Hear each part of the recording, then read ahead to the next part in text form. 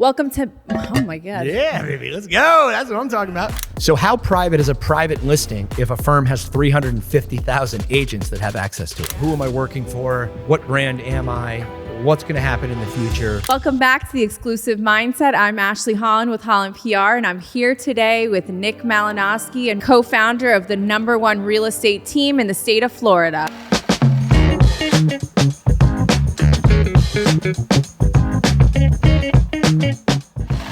So Nick, you are, I want to say you're the king of, I want to say you're the king. You are the king when it comes to working with very high net worth individuals. But a lot of that has to do with, confidentiality. I mean, I've been your publicist for I don't know how many years now, and we typically don't get any press on any of your sales. It's really about your market insight just because of how your clients are. So I want to get into this. Nick, how are you doing today? I'm doing great. I love the way you said that. It's awesome. Thank you.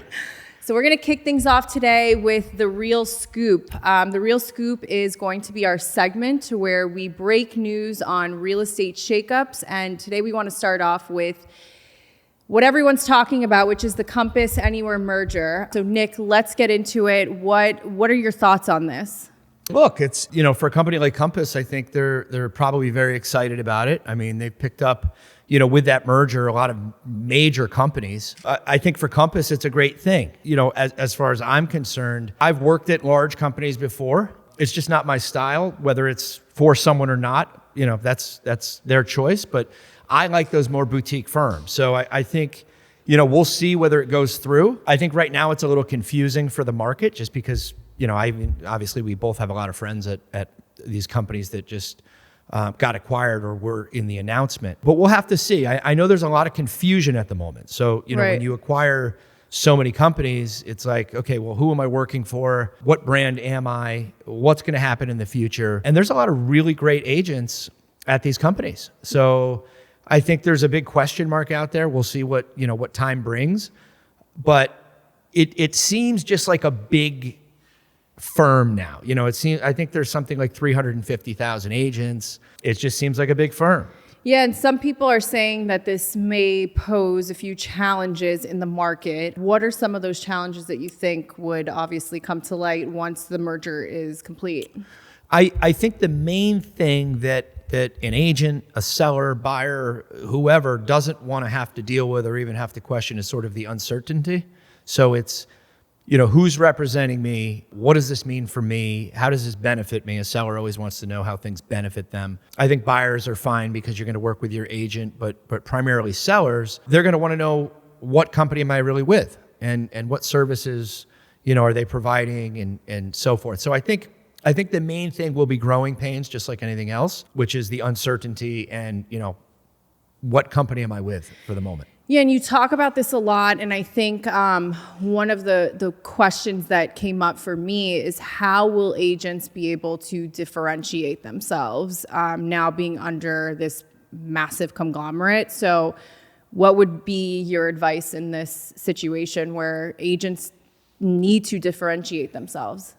They do. This is the tricky, sticky situation. I mean, we're talking about really well-known powerhouse agents at a few of these firms that were just acquired. So I don't know I don't have the answer. So let's say I'm with firm A and firm B, I'm going up against in a listing presentation, trying to win business. We're essentially the same company now, I think. So that's sort of where the confusion comes in. It's going to be tricky. It's going to be really tricky. So it's I guess Compass is okay because whoever wins the listing, they essentially have that because they own the companies below them. But it's very confusing. And I think everybody's confused. Yeah, and I think it kind of goes back to the whole private listings discussion. Compass really came in hard with the whole private listings launch that they did. And, it's definitely been competitive against Zillow. I think overall, my opinion would be that they probably wanted to really take over with the private listings.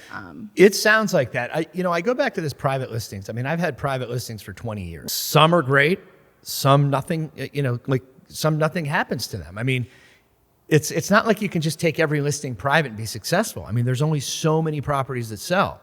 Typically, my clients want nothing to do with a private listing. I mean, in certain situations, where it may be a super high profile client that really can't have their property out there, it makes sense.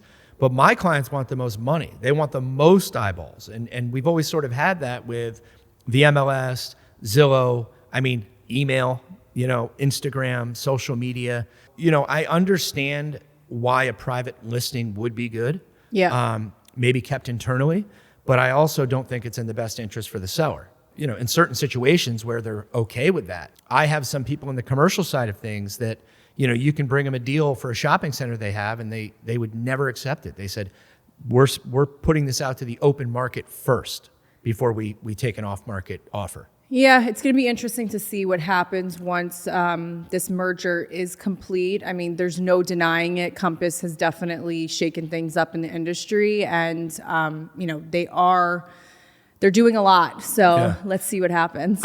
Also when you say private listing, so if there's 350,000 agents and everybody they know, how private is it?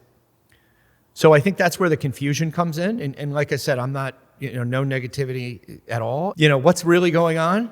Seems like a monopoly. It seems like something. Yeah. I don't know. Look, I will never say never, but for me, in luxury real estate, a boutique firm, which is why I love Element. I call Jay Parker.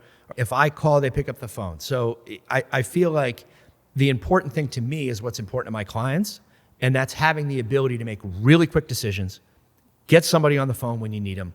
Let's say a property needs some sort of marketing boost. I make one phone call and it's done. Right. So that's why I've been sort of the large firm. I need that boutique firm just because I sell luxury real estate. I need the hands-on, and I need to have people picking up the phone. And I think when you have 350,000 agents, who are you calling? Right. So, and the other thing they're mentioning is, which everyone's touting, is this technology in real estate. And don't we have a lot of technology already? I'm certainly not hating on technology, but in high-end real estate sales, how much more technology do we need? Yeah, and I think the technology side is really just making processes a lot more seamless and quicker for agents. But at the end of the day, like when you're dealing with the high net worth individuals, they want you and they want, your contacts, your marketing. They're really looking to lean into that top agent and your capabilities and ability to get their property sold. Now, the technology side, it makes things a lot easier for the agent, but it's going to be interesting to see what happens with this merger, and I'm excited to see what happens. Yeah, but Ashley, how much easier? Don't we have? AI is a pretty decent technology. But it just keeps evolving every week. It does. I was yesterday learning about this website called Lovable. Yeah. Where they make your own website for you and your own apps, and it's all AI integrated. We're in a very, very interesting world right now. I think if you're an agent that's sort of mid-market and you haven't been in business for a very long time, I could see some technology helping you. Yeah. But, there's this big push of come to our firm. We have the biggest and best technology. I just don't know what that means. Is it getting your contracts written? Because I'm making sure a professional and then 2 attorneys are reviewing the contracts. I think the high-end real estate is just a different animal, and that's just my theory on it. We have email, which is the 1%, right? Yeah. So I guess the technology thing works. I just don't know how well it works for those top agents. That's a wrap on the Luxury Playbook. Stay tuned for more tips on how to win the high-end market. If you like what you saw today, click the link and subscribe.